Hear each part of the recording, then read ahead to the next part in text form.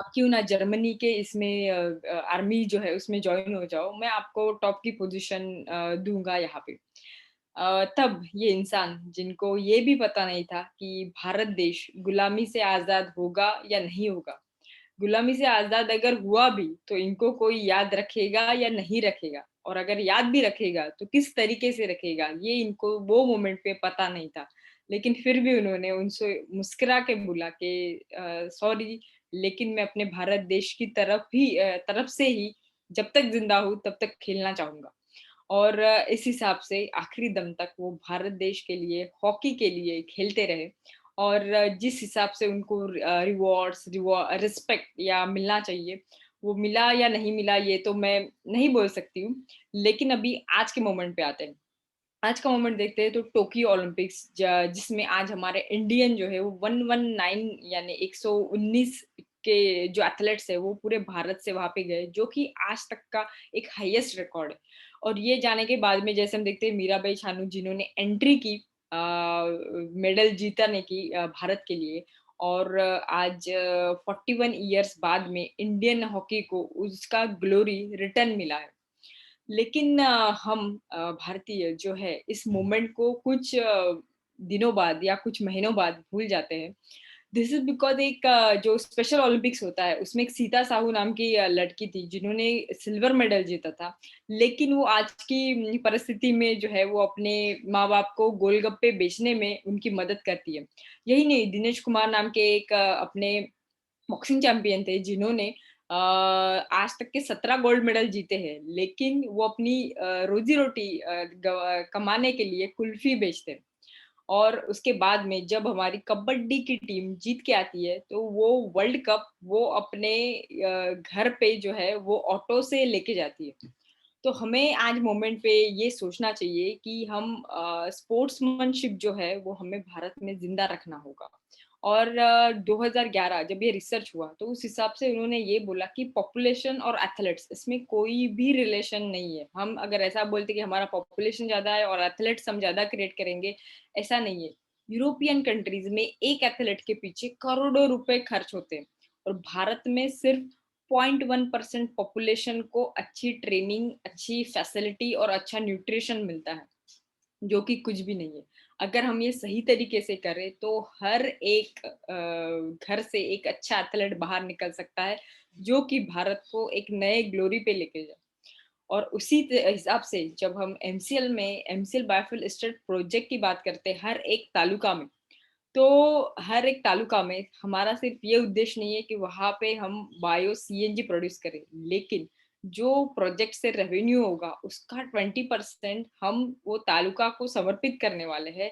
जिससे उस तालुका में जैसे एक एंटरप्रेनर काम करता है उसी तरीके से वो तालुका से एक बेस्ट स्पोर्टमैन भी हमें मिल सकता है। उसके लिए ट्रेनिंग फैसिलिटी रहे, उसके लिए कुछ बाकी सब चीजें रहे, ये सब करने की जिम्मेदारी भी हमारे प्रोजेक्ट पे आती है। और इसी तरीके से जब बिकॉज हम ये सोचते हैं एमसीएल में कि स्पोर्ट्समैनशिप और एक एंटरप्रेन्योरशिप इनके चैलेंजेस सेम ही होते हैं। इनको उतना ही डेडिकेशन देना पड़ता है, इनको उतनी ही प्रैक्टिस करनी पड़ती है अगर उन्हें अपने लाइफ में वो टॉप मोमेंट पे जाना है तो। और जैसे ही अभी हम एंटरप्रेन्योरशिप की बात कर ही रहे हैं, तो हम भूल नहीं सकते हैं एक ऐसे इंसान को कि जिसने एक एंटरप्रेन्योरशिप की नींव भारत के हर एक तालुका में रखी। एक हम उन्हें जादूगर भी बोल सकते हैं। दिस इज बिकॉज जो टेक्निकल टर्म्स होती है अपनी बायो सीएनजी से, जो है नेफियर ग्रास से बायो सीएनजी कैसे तैयार करना है, ये पूरी टेक्नोलॉजिकल टर्म्स वो बहुत ही जादूगर की तरह हमें सिंपल टर्म्स में जो समझाते हैं। यही नहीं, who can become the godfather in the coming biofuel industry of India, so none other than MCL के हमारे रचनाकार, सलाहकार और शिल्पकार डॉक्टर श्याम गोलब। तो मैं उनको बोलूंगी कि वो आइए और ये इस वेबिनार को आगे बढ़ाए। Thank you very much.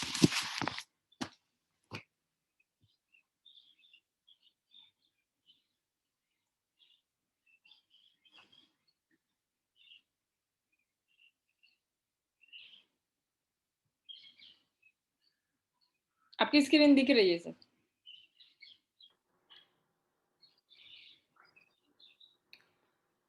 Good morning.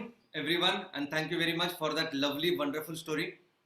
नमस्कार, मैं डॉक्टर श्याम गोलोक फिर से एक बार आपका इस ट्रेनिंग सेशन में स्वागत करता हूँ।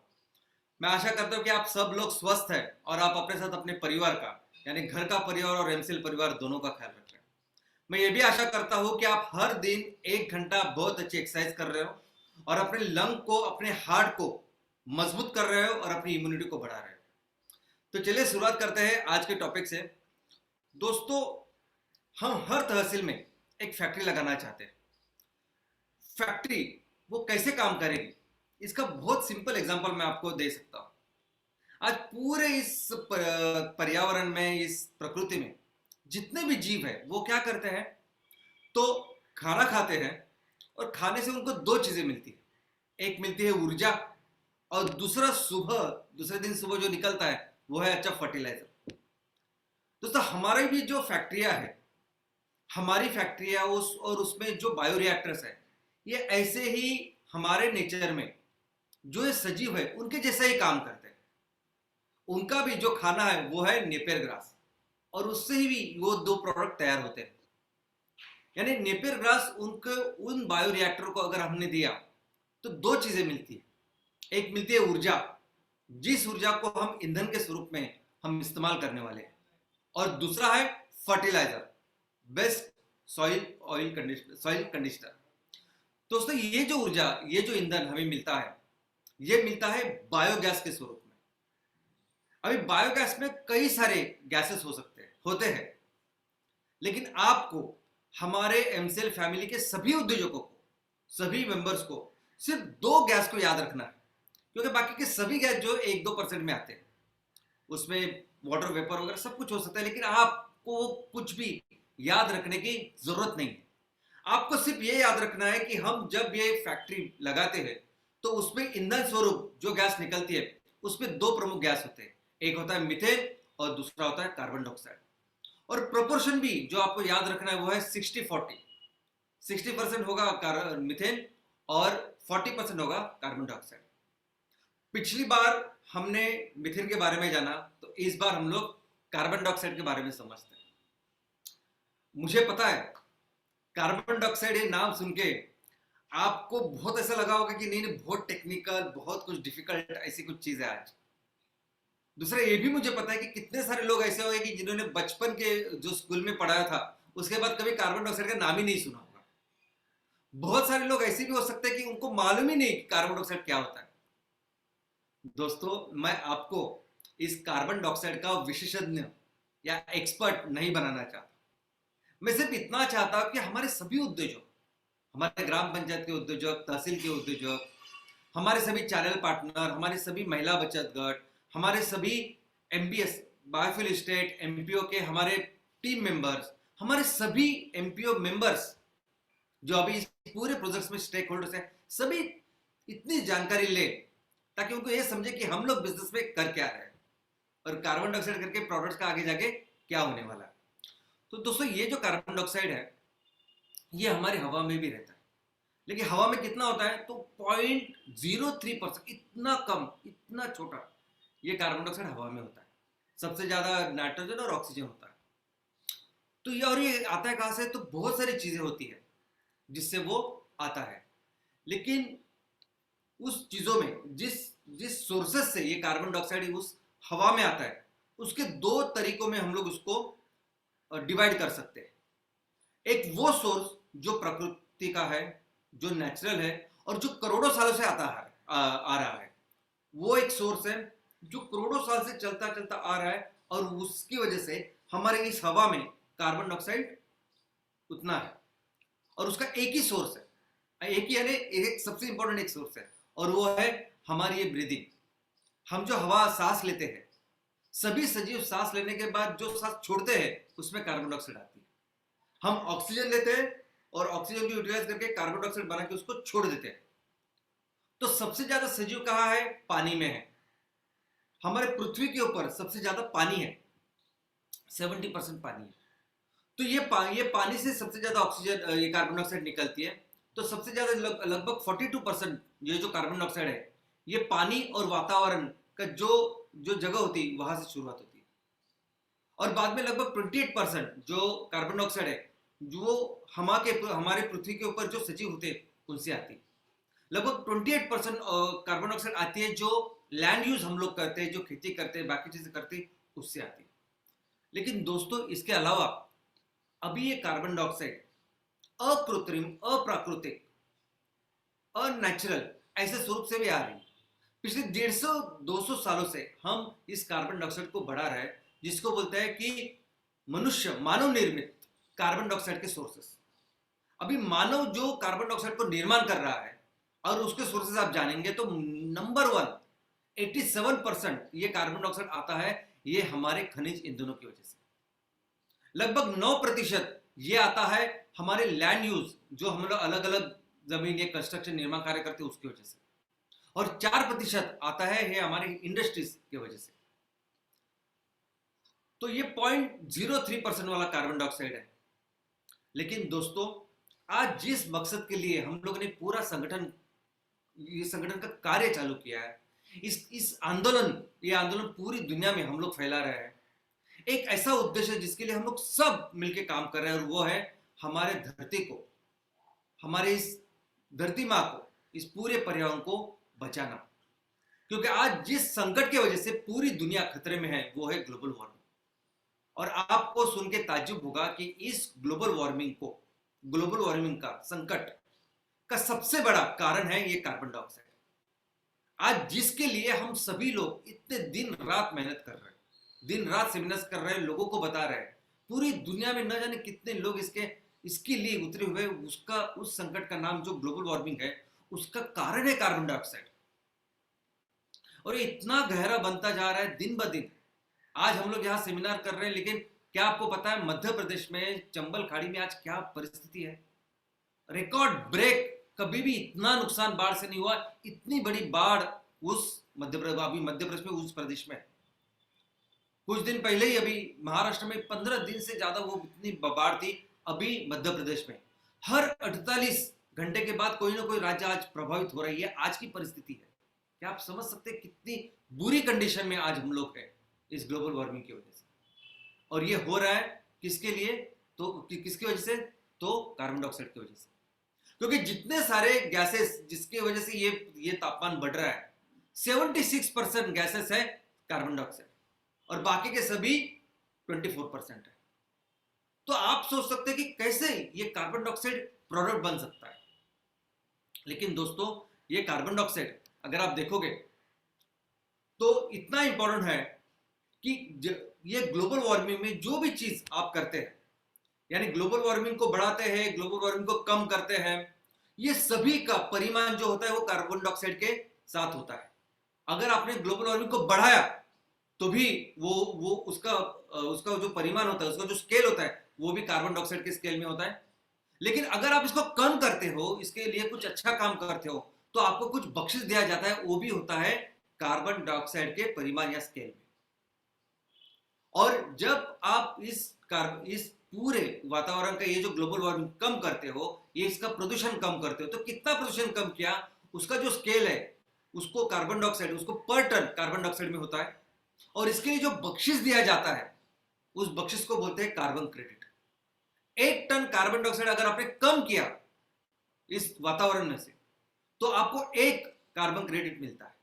जैसे हमारे अभी एमपीओ के शेयर्स है, वैसे ये कार्बन क्रेडिट एक शेयर है जिसका रेट कम ज्यादा होता रहता है, लेकिन कम से कम जो मिलता है वो $10 पर क्रेडिट है। $10 यानी 750 रुपए।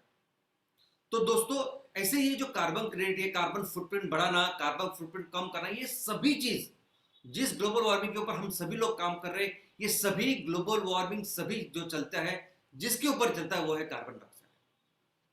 और ये कार्बन डाइऑक्साइड सबसे ज्यादा कहां से आता है? अगर आप देखोगे तो जो भी ईंधन हम लोग इस्तेमाल कर रहे हैं, जो भी खनिज ईंधन इस्तेमाल कर रहे हैं, तो सबसे ज्यादा इस खनिज ईंधन का इस्तेमाल हो रहा है बिजली बनाने के लिए।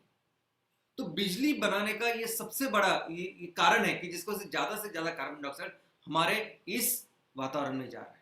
और दूसरा है ट्रांसपोर्टेशन। ये सभी जो चित्र आप देखते हैं, ये ग्लोबल वार्मिंग के, ये प्रदूषण के, ये सभी जो प्रोजेक्ट्स है ना, ये प्रोजेक्ट है औष्णिक विद्युत केंद्र के प्रोजेक्ट्स है। और ये जो धुआं आप देख रहे हैं ना, ये धुआं हो रहा है कोयले की वजह से। क्योंकि आज भी पूरी दुनिया में 80% जो बिजली बनाई जाती है ना, वो इस खनिज ईंधनों से बनाई जाती है, और उसमें सबसे ज्यादा कंट्रीब्यूशन कोयला का है। तो पूरी दुनिया में 80% बिजली जिससे बनती है, उसमें से मैक्सिमम कोयला जलाया जाता है, और इसलिए इतना धुआं हो रहा है। यहां तक कि हमारे देश में भी, भारत में भी लगभग 75% बिजली हम लोग बनाते हैं ये कोयला जलाते हैं और प्राकृतिक गैस जलाते हैं। आप कहीं भी हो, अपने आजू बाजू, अपने भारत देश में कहीं भी, कहीं से भी अगर आप इसको सुन रहे हो, आपके आजू बाजू कहीं भी इस औष्णिक निर्मित केंद्र या थर्मल इलेक्ट्रिसिटी जो सेंटर है, उधर अगर आप देखोगे तो ये ऐसे आपको चित्र दिखाई देगा, और पूरी दुनिया में यही हाल है। तो दोस्तों, आप सोच रहे होंगे कि ऐसा कार्बन डाइऑक्साइड जो इतनी बुरी तरह से तबाही कर रहा है, ये कैसे प्रोडक्ट हो सकता है? कैसे जिस कार्बन डाइऑक्साइड की वजह से पूरी दुनिया खतरे में है, तो कैसे ये प्रोडक्ट हो सकता है? तो चलिए देखते हैं। दोस्तों, सबसे पहले तो इस कार्बन डाइऑक्साइड का क्वांटिटी हम लोग देखते हैं। आज हर तहसील में हम कम से कम 100 टन यानी 1 लाख किलो सीएनजी बनाने वाले हैं। तो अगर 90% के हिसाब से भी अगर आप देखोगे, तो 1 लाख किलो में 90,000 किलो इतना मीथेन होने वाला है। तो जब 90,000 किलो मीथेन हर तहसील में मिनिमम हम लोग बनाएंगे, तो कम से कम 40,000 से 50,000 किलो कार्बन डाइऑक्साइड हर तहसील में हर दिन बनने वाली है। तो क्या होगा इस कार्बन डाइऑक्साइड का? तो दोस्तों, ये कार्बन डाइऑक्साइड एक कार्बन का बहुत जबरदस्त ऐसा स्रोत है। दुनिया में कोई भी ऐसी चीज है जिसमें कार्बन नहीं है। मैं हमेशा कहता हूं कि हर चीज से हम लोग ईंधन बना सकते हैं, लेकिन सिर्फ 3 चीज है जिसमें कार्बन नहीं है, उसमें हम लोग ईंधन नहीं बना सकते। जिसमें सिलिकेट मिट्टी, जिसमें कांच और मेटल्स धातु ये हो सकते हैं। बाकी सब कुछ बना है कार्बन से। आप, मैं, हम सब लोग, सभी सजीव बने हैं कार्बन से, सभी ईंधन बने हैं कार्बन से, सब पेट्रोकेमिकल बने हैं कार्बन। ये कार्बन ही है जो पूरी दुनिया का मेन कॉन्स्टिट्यूएंट्स है, और वो कार्बन डाइऑक्साइड से आता है। अगर इस कार्बन डाइऑक्साइड का हम अच्छी तरह से इसका उपयोग करें, तो ये कार्बन डाइऑक्साइड जैसे गैस बनती है ना, वैसे ही हम लोग उसको वैसे भी इस्तेमाल कर सकते हैं, और ये कार्बन डाइऑक्साइड को बहुत सारी प्रक्रिया करके बहुत सारी इंडस्ट्रीज में इसका उपयोग कर सकते हैं। कैसे, देखते हैं। देखो, मुझे भी पता है कि ये जो चार्ट है, ऐसा चार्ट दिखाना पढ़ना मुझे भी कभी अच्छा नहीं लगा, और ना ही मैं आपको इस चार्ट में कुछ बताने वाला हूँ। मैं सिंपल चीज आपको करने वाला हूँ कि देखिए, अभी हम लोग कैसे कर रहे हैं कि हम अभी पूरे इस खनिज ईंधन को रिप्लेस कर रहे हैं हमारे इस जैव ईंधन के साथ, carbon neutral, carbon negative fuel के साथ, और हम लोग कह रहे हैं कि हम लोग पूरी दुनिया को एक ग्रीन इकोनॉमी की तरफ लेके जाने वाले हैं। वैसा ही कुछ प्रयास इस केमिकल्स के बारे में भी हो रहा है। आज सभी जो केमिकल्स आ रहे हैं ना, वो सभी केमिकल्स इस पेट्रोकेमिकल्स, इस क्रूड ऑयल से आ रहे हैं। और पूरी दुनिया का ये जो संतुलन है, प्रकृति का संतुलन है, करोड़ों साल से चलता हुआ आ रहा जो संतुलन है, ये संतुलन इस पेट्रोकेमिकल की वजह से पूरी तरह से बिगड़ गया है। ये रबर, ये प्लास्टिक, ये कॉस्मेटिक, सब कुछ इसकी वजह से बिगड़ा है, और उसी की वजह से हम लोग आज देख रहे हैं कि कोरोना हमारे यहाँ है। दोस्तों, तो पूरी दुनिया में अभी एक पहल है कि इस पूरे पेट्रोकेमिकल्स को रिप्लेस करके हम लोग ऐसे ग्रीन केमिस्ट्री लेके आए कि जिसमें सब कुछ, ये सभी जो केमिकल्स हम लोग यूज कर रहे हैं वो रिसाइकलेबल हो, वो अच्छे हो, और जिससे हम लोग इस प्रकृति का संतुलन रखें। इसको कहते हैं ग्रीन केमिस्ट्री। और इस ग्रीन केमिस्ट्री में सबसे अहम भूमिका आने वाले दिनों में अगर किसी का होगा, तो वो है कार्बन डाइऑक्साइड।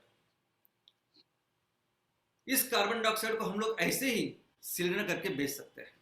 सिलेंडर में आपने गैस, उसको लिक्विड बनाया, डाला, और कई सारी इंडस्ट्रीज में दिया। तो कौन से इंडस्ट्री में आज हम लोग इसको बेच सकते हैं? तो देखिए, सबसे ज्यादा आज की तारीख में कार्बन डाइऑक्साइड का जो खपत हो रही है, जो इस्तेमाल हो रहा है, जो सेल हो रहा है, वो है ऑयल एंड गैस इंडस्ट्री। दोस्तों, ऑयल एंड गैस इंडस्ट्री में हमें पता है कि कुएं होते हैं, कुआं होता है, और कुएं से फिर हम लोग तेल और गैस निकालते हैं। अभी कई सारे ऐसे कुएं हैं कि जिनका तेल अभी बहुत कम हो चुका है। तो अगर इस जो तेल थोड़ा सा बचा है, उसको किस तरह से हम लोग ऊपर लेके आए, तो इसके लिए उपयोग होता है इस कार्बन डाइऑक्साइड। कैसे होता है कि जहां आप कुआं, जो आपका तेल का कुआं होता है, उसके आजू बाजू वो कुएं करके वहां से कार्बन डाइऑक्साइड छोड़ता है, और जैसे वो कार्बन डाइऑक्साइड छोड़ते हैं, वो कार्बन डाइऑक्साइड क्या करता है, सभी ऑयल का जो रिजर्व होता है उसको पुश करता है और फिर आपको कुएं से ज्यादा तेल मिलता है। इसको कहते हैं एनहांस्ड ऑयल रिकवरी, EOR। इसके लिए सबसे ज्यादा आज की तारीख में कार्बन डाइऑक्साइड का इस्तेमाल हो रहा है। और सबसे ज्यादा, जैसे कहा कि सबसे ज्यादा लागत इन्वेस्टमेंट होने वाली इंडस्ट्री भी ऑयल एंड गैस ही है, तो सबसे अच्छी रेट या जो पैसे या रिन्यूमरेशन इस इंडस्ट्री से इस कार्बन डाइऑक्साइड को मिलता है। दूसरा, आज की तारीख में सबसे ज्यादा कार्बन डाइऑक्साइड जिसका इस्तेमाल होता है वो है फूड इंडस्ट्री। फूड इंडस्ट्री में नंबर 1 है कार्बोनेटेड ड्रिंक्स। दोस्तों, सभी कोल्ड ड्रिंक्स जिसमें वो कार्बन डाइऑक्साइड होता है, जिसमें वो बबल्स आते हैं, तो ये सभी कोल्ड ड्रिंक्स, ये बियर, ये वाइन, इसको बनाने में कंपलसरी कार्बन डाइऑक्साइड लगता है और आज बहुत बड़ी मात्रा में ये इसको इस्तेमाल करते हैं।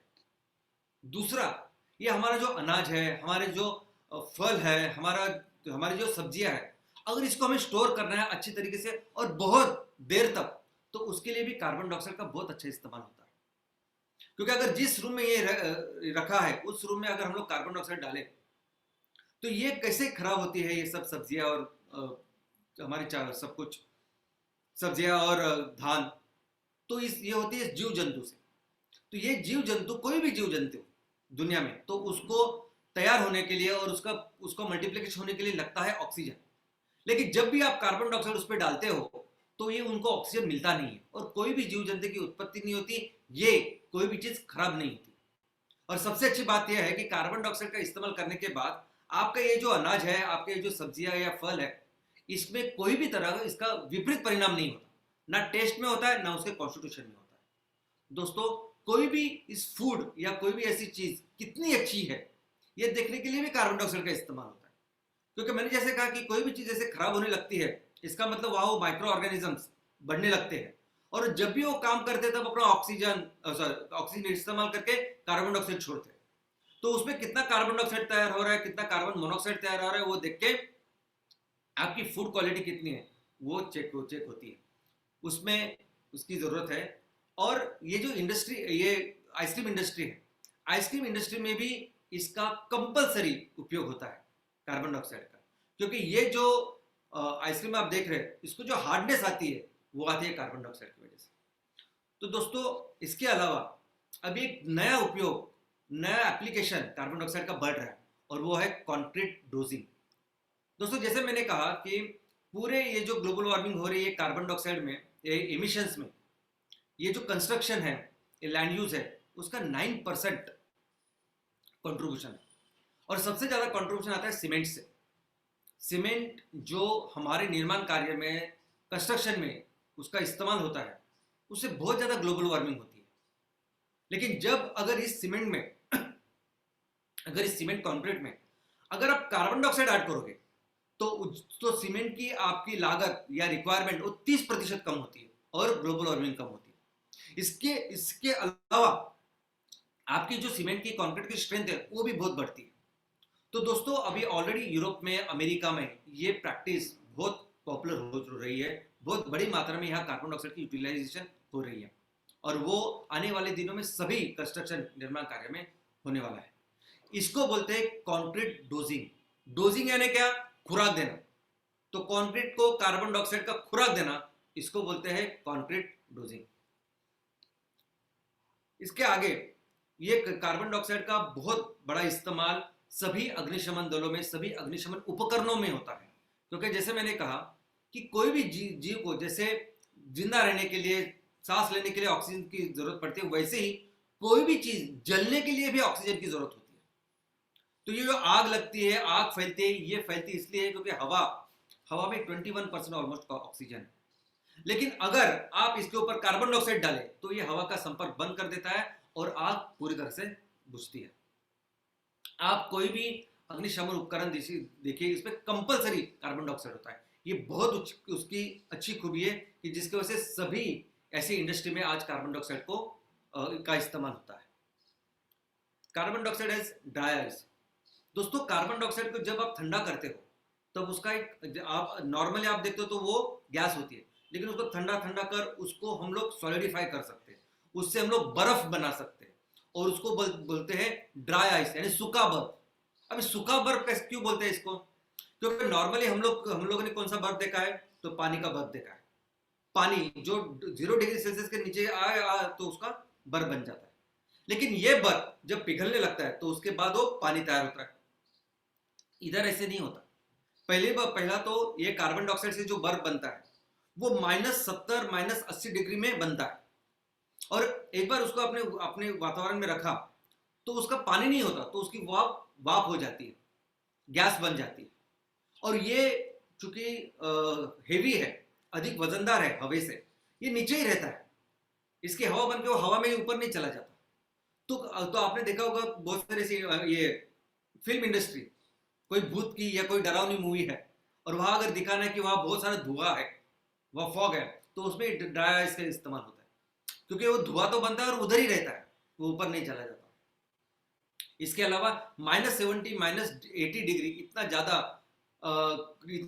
ज्यादा कम टेम्परेचर होने की वजह से इस ड्राई आइस को कई सारे इंडस्ट्रीज में इसका एप्लीकेशन है। कई सारी जगह में उसका तापमान कम रखने के लिए इस ड्राई आइस का उपयोग होता है। कई सारी ऐसी चीजें हैं जो मेटल से लेके बहुत सारी ऐसी चीजें कि जो जिसमें ड्राई आइस का उसका तापमान का उपयोग किया जाता है, और यहाँ भी हम लोग इसको सप्लाई कर सकते हैं। इसके अलावा कार्बन डाइऑक्साइड ये मेटल सोल्डरिंग और वेल्डिंग में भी काम करता है। आप जो भी मेटल्स, अलग अलग मेटल्स होते हैं, उनका सोल्डरिंग और वेल्डिंग का काम होता है। इसमें अलग अलग गैसेस का मिश्रण का उपयोग होता है। कार्बन डाइऑक्साइड ये बहुत सारे मिश्रण में होता है।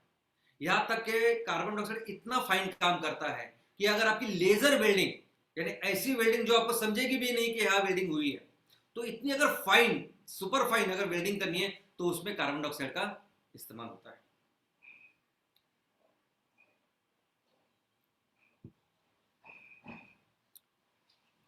दोस्तों, कार्बन फार्मिंग हमारे भारत जैसे बाकी की जगह पे खेती नहीं है, लेकिन वो समझते हैं कि अगर हमें इस दुनिया का कार्बन डाइऑक्साइड कम करना है, ये ग्लोबल वार्मिंग को कम करना है, तो सबसे बड़ी मशीन, सबसे जबरदस्त मशीन जो कुदरत ने बनाई वो है पेड़।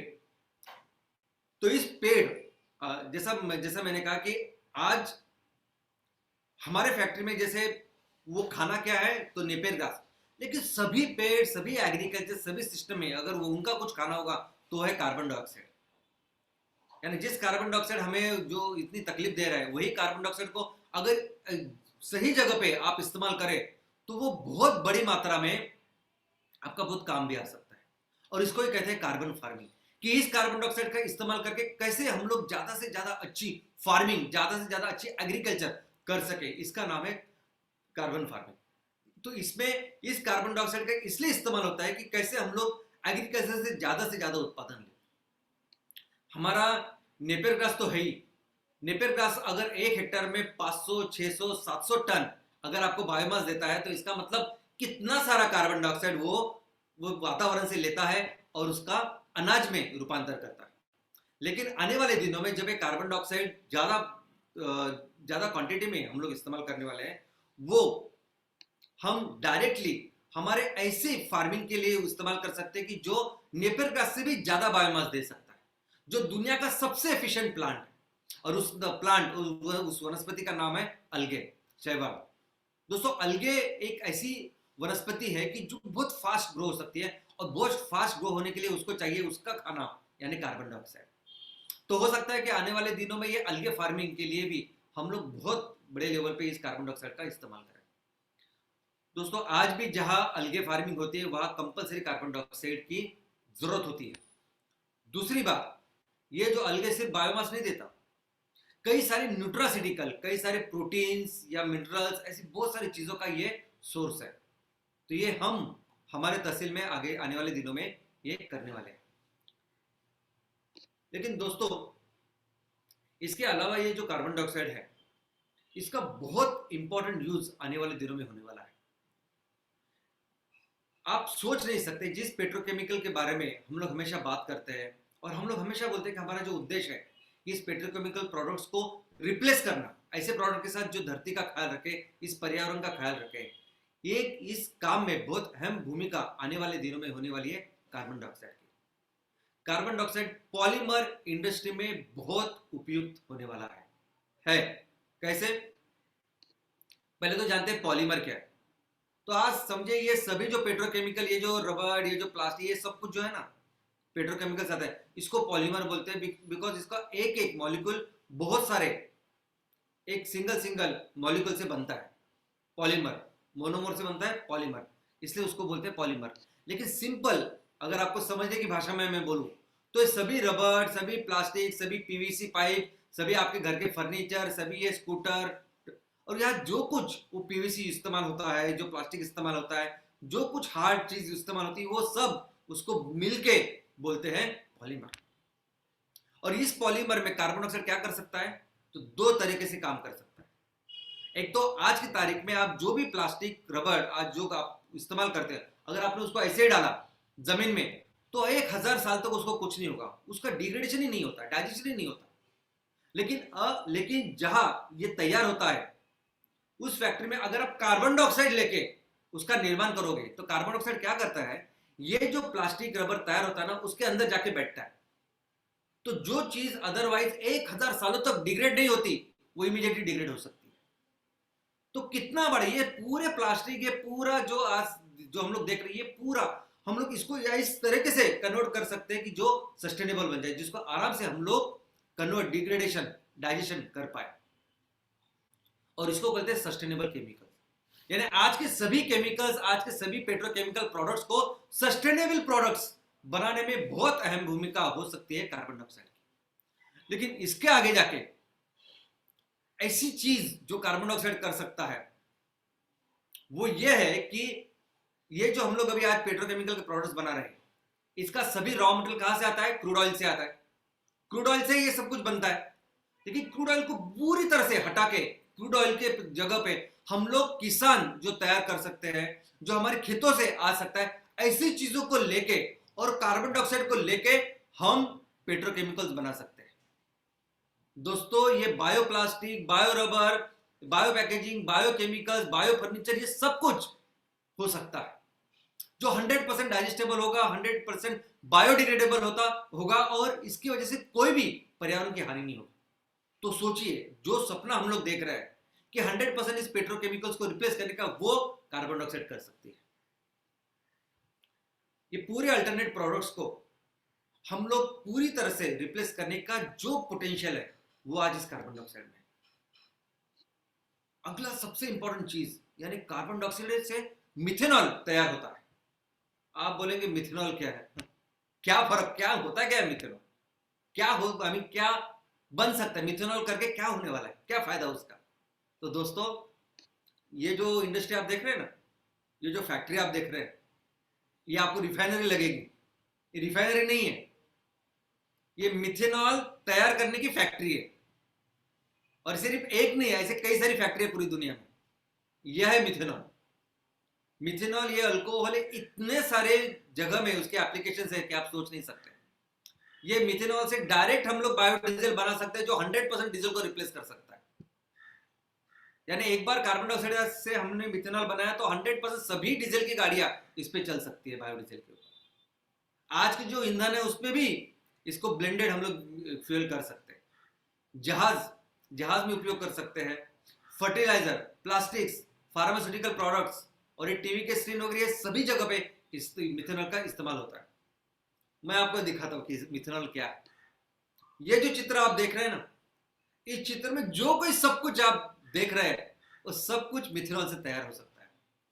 ये टेक्सटाइल ट्रीटमेंट, ये मैट्रेसेस, ये रूफिंग, ये डेकोरेटिव लैमिनेट्स, ये रबर, ये डोर स्किन्स, ये पेस्टिसाइड्स, फर्टिलाइजर, डिसइंफेक्टेंट्स, ये मैग्नेटिक फिल्म, ये फ्रैग्रेंस सॉल्वेंट्स, ये डोर इंसुलेशन, ये सब कुछ मिथेनॉल, जो भी आज चीज आप इस चित्र में देख रहे हैं ना, वो सभी हम मिथेनॉल से तैयार कर सकते हैं।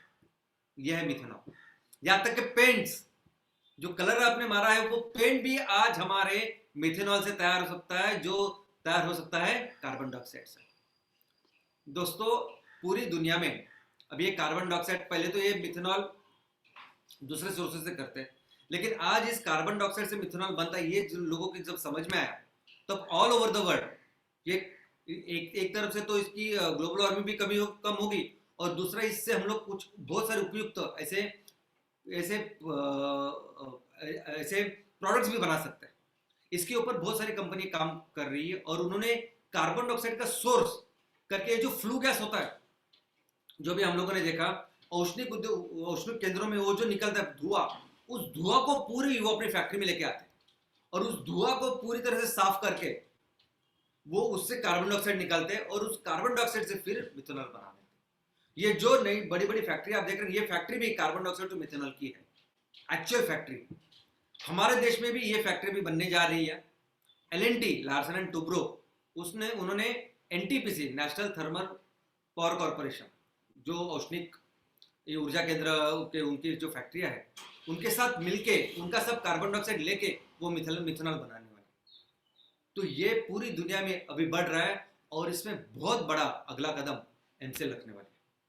दोस्तों, CO2 सीन गैस तैयार करने में भी बहुत उपयुक्त है। अभी सीन गैस क्या होता है? तो सीन गैस का सिंपल फुल फॉर्म अगर हम बोलेंगे तो सिंथेसिस गैस है। कार्बन डाइऑक्साइड का एक छोटा भाई है कार्बन मोनोऑक्साइड। कार्बन डाइऑक्साइड यानी 2 ऑक्सीजन और 1 कार्बन, और कार्बन मोनोऑक्साइड यानी एक कार्बन और 1 ऑक्सीजन। तो ये कार्बन मोनोऑक्साइड और हाइड्रोजन मिलकर जो गैस बनती है ना, उसको कहते हैं सीन गैस। अभी ये सीन गैस की एक जानी मानी, पूरी दुनिया में जो जानी मानी सब लोग उसको जानते हैं, ऐसी प्रक्रिया है जिसको बोलते हैं फिशर ट्रॉप सिंथेसिस या प्रक्रिया। इस सीन गैस को इस प्रोसेस में डालेंगे, प्रक्रिया में डालेंगे, तो हम लोग एक्चुअली ये सभी फ्यूल बना सकते हैं, लिक्विड फ्यूल जो भी आप दिखते हैं मार्केट में। यानी ये जेट फ्यूल, मैं हमेशा बोलता हूँ ना आपको, हमें जेट फ्यूल बनाना है। हमें आने वाले दिनों में कुछ ऐसे एप्लीकेशन है कि जहां लिक्विड फ्यूल ही काम करेगा, गैस नहीं काम करेगी। तो वहाँ ये विमान है, जेट फ्यूल जिसको बोलते हैं, एटीएफ जिसको बोलते हैं, ये लिक्विड फ्यूल्स इससे तैयार हो सकती है। और इसी से इस सिंगैस के कई सारे एप्लीकेशंस है। अब ये केमिकल टर्म्स आपको समझेगी नहीं, ये भाषा समझेगी नहीं, हाइड्रोकार्बन, अल्केन्स, एरोमेटिक्स, लेकिन ये सब कुछ आज सिंगैस से हो सकता है। यानी आज ये पेट्रोकेमिकल से, क्रूड ऑयल से जो कुछ हम लोग बनाते हैं, ये सब कुछ इससे बना सकते हैं। इस कार्बन डाइऑक्साइड को हम सुपर क्रिटिकल कार्बन डाइऑक्साइड करके यूज कर सकते हैं। अभी सुपर क्रिटिकल कार्बन डाइऑक्साइड यानी क्या? यानी सुपर क्रिटिकल कार्बन डाइऑक्साइड यानी एक कार्बन डाइऑक्साइड हम लोग देखते हैं तो गैस में होती है, इसके ऊपर अगर प्रेशर बढ़ा है, उसके ऊपर टेम्परेचर बढ़ा है, तो वो कंडेंस होके वो लिक्विड बन सकती है। लेकिन इसके आगे भी जाके एक स्टेज होती है कि जहां कार्बन डाइऑक्साइड में गैस के भी कैरेक्टरिस्टिक होते हैं, और वो लिक्विड जैसे भी बिहेव करता है। दोनों लिक्विड और गैस दोनों के कैरेक्टरिस्टिक उसमें होते हैं, दोनों जैसे बिहेव करता है। और ये जो स्पेशल उसकी अवस्था है, उससे बहुत काम होते हैं फैक्ट्री में। सबसे पहले तो हमारे यहाँ अगर कोई ऑर्गेनिक कंपाउंड्स है, एक ऐसे बहुत मिक्सचर में उसको निकाल सकते हैं, उसको सॉल्यूट करके काम करता है। दूसरा ये जो मैंने कहा कि पॉलीमराइजेशन जो प्रक्रिया है, जिससे हम लोग इतने सारे प्रोडक्ट्स बनाने हैं, उस फैक्ट्री में भी इस सुपर क्रिटिकल कार्बन डाइऑक्साइड का उपयोग होता है। आज ये जो देखते हैं ना, फायर वुड, आई मीन आपकी जो लकड़ी है वो जलती नहीं है, विद्युत रोधक नहीं, आग प्रतिबंधक, ऐसी जो लकड़ी बनाते हैं ना आप, उसमें भी ये बनाने के लिए ये सुपर क्रिटिकल कार्बन डाइऑक्साइड इस्तेमाल होता है। यहाँ तक कि धातु, मेटल और रबड़, इसका अगर कुछ मिक्स कंपोजिट्स आपको बनाना है तो उसमें भी ये सुपर क्रिटिकल कार्बन डाइऑक्साइड लगता है। तो दोस्तों, कार्बन डाइऑक्साइड आने वाले दिनों में इतना सुपर प्रोडक्ट होने वाला है कि आप अंदाजा नहीं कर सकते। ये जो पूरी इंडस्ट्री जिसकी बात हम लोग कर रहे हैं, ये पूरी पेट्रोकेमिकल इंडस्ट्री, इसमें जो रबड़ की इंडस्ट्री, इसको पेंट की इंडस्ट्री, फर्टिलाइजर्स की, ये सभी चीज आज कार्बन डाइऑक्साइड को लेके हम लोग रिप्लेस कर सकते हैं ऐसे हमारे प्रोडक्ट के साथ, कि जो इसको रिप्लेस भी करेंगे और धरती का, इस प्रकृति का ख्याल भी रखेंगे। इसके आगे एक छोटा सा मैं आपको टॉपिक बोलने वाला, सिर्फ 2 मिनट में, और उसका नाम है हाइड्रोजन एज ए फ्यूल। दोस्तों, हम हमारे एमसीएल में कभी भी हाइड्रोजन को फ्यूल करके नहीं बेचने वाले।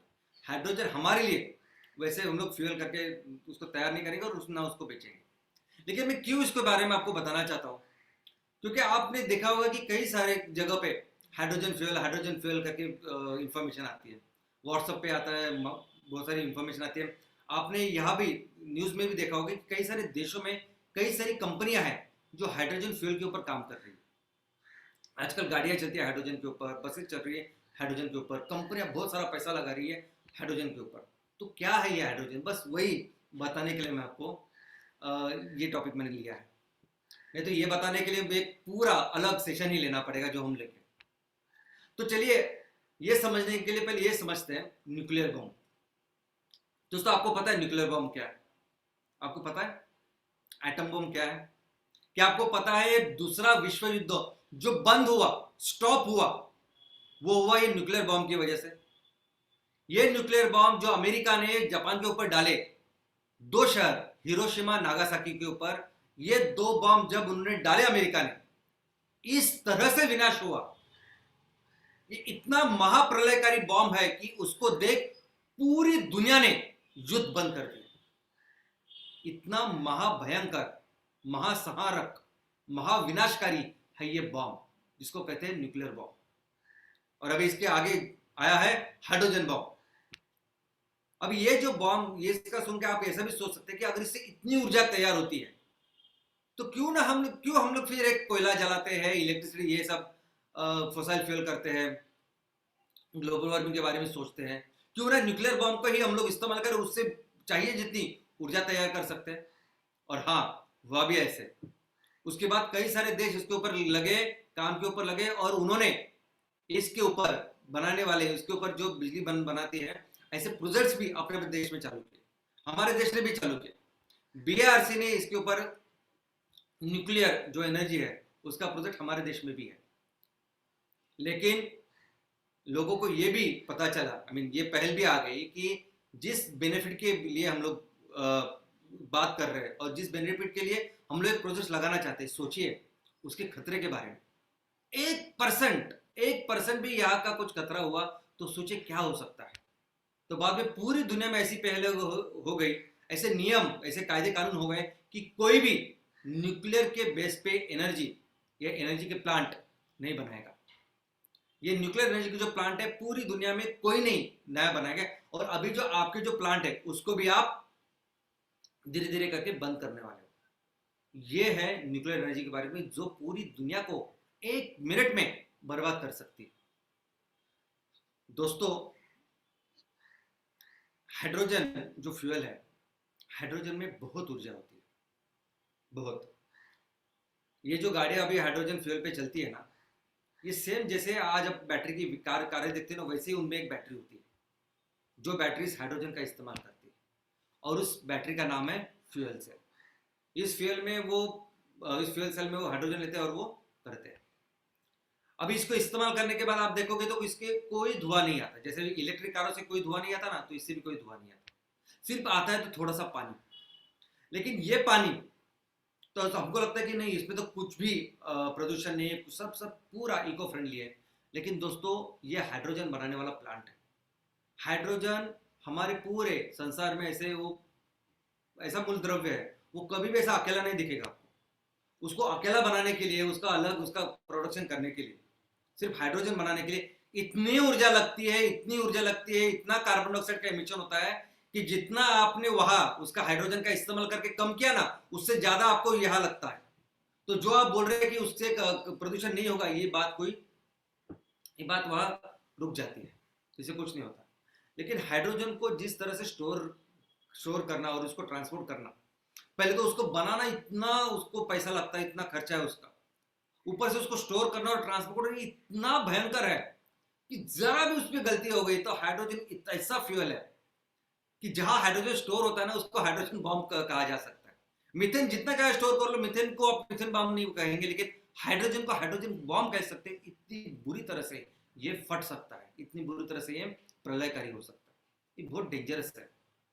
तो दोस्तों, ऐसे बहुत सारे किस्से हो गए हैं, बहुत सारी चीजें हो गई हाइड्रोजन के बारे में, लेकिन हम उसको नहीं बेचने वाले। लेकिन इसके बारे में डिटेल में एक सत्र हम लोग रख सकते हैं, सेशन रख सकते हैं, जिसमें इसके बारे में चर्चा हो सकती है।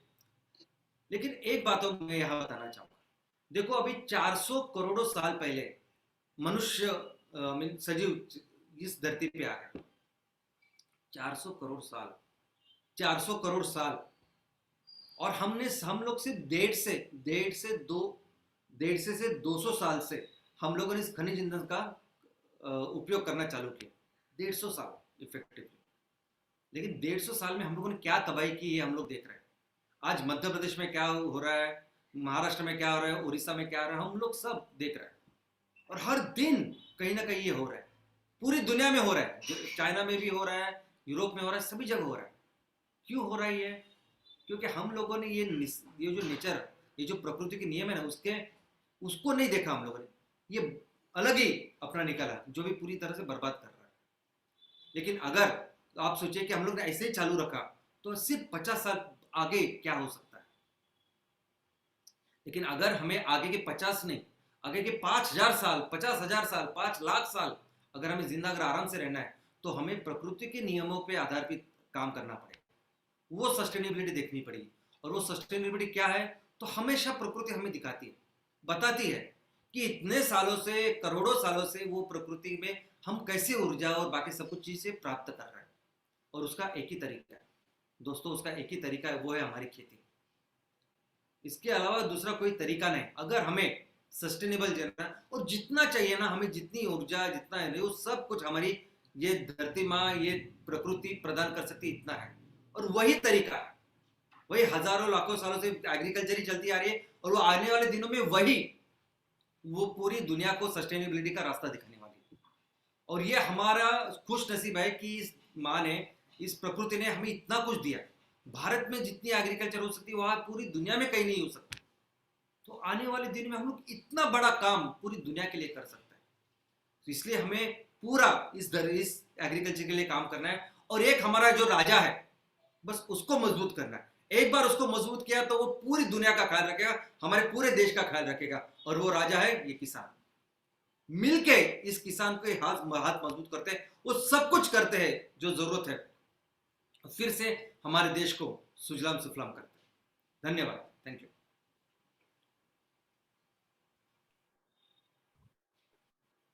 Thank you very much, Shyam sir.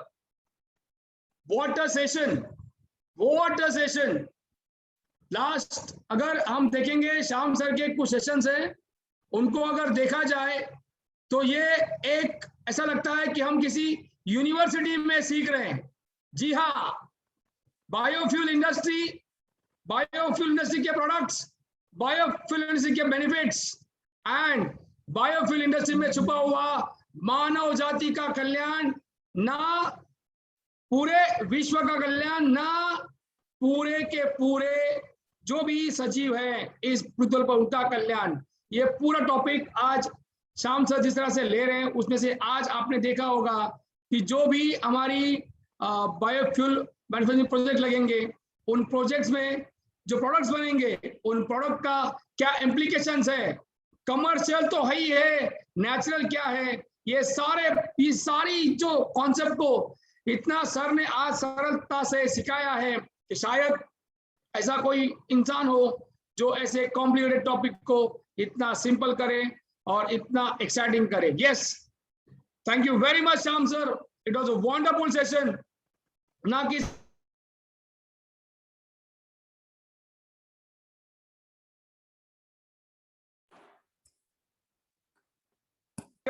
ये तो हाइड्रोजन फ्यूल की बात कर, वो अपने आप में एक बहुत पेचीदा मामला है। और इन सारी बातों का अल्टीमेटली आप जो स्क्रीन पे देख रहे हैं कि हमारा किंग फार्मर, उसकी प्रोग्रेस, उसका कल्याण, ये जो बात आज श्याम सर ने की है वो आउट ऑफ द वर्ल्ड है और काबिल तारीफ है। Thank you Shyam sir for this fantabulous Friday session. Yes, and thank you very much Prachi madam. अगर आपने ध्यान से सुना होगा तो चंद लोग इतिहास बन जाते हैं, ऐसे ही मेजर ध्यानचंद थे। और उनका खेल, उनका समर्पण, उनका dedication and the most important उनका पैट्रियोटिज्म। यस, वो पैट्रियोटिज्म आज हमारे रग रग में प्राची मैडम की स्टोरी से फिर एक बार दौड़ चुका है। तो thank you very much Shyam sir, thank you very much Prachi madam. And yes, आप लोग जो इस फ्राइडे को बड़ी तादाद में आते हैं श्याम सर को, प्राची मैडम को सुनने के लिए, और उनसे सुनकर, उनसे इंस्पायर होकर अपने तालुका को आगे बढ़ाने के लिए, उन सब का मैं शुक्रिया अदा करता हूँ। हमारे चैनल पार्टनर्स, हमारे MVP ओनर्स, हमारे एमपी ऑनर्स, हमारे एमबीएस, हमारे BDA, senior BDS, prime BDS and senior prime BDS and entire MCL family, thank you very much, thanks a lot. फिर मिलेंगे अगले शुक्रवार श्याम सर के साथ। तब तक के लिए याद रखिए, क्या याद रखिए? यस, आप सबको, हाँ आप सबको इस देश की मिट्टी का वास्ता है। एमसीएल ही सुजलाम भारत का रास्ता है। Thank you very much.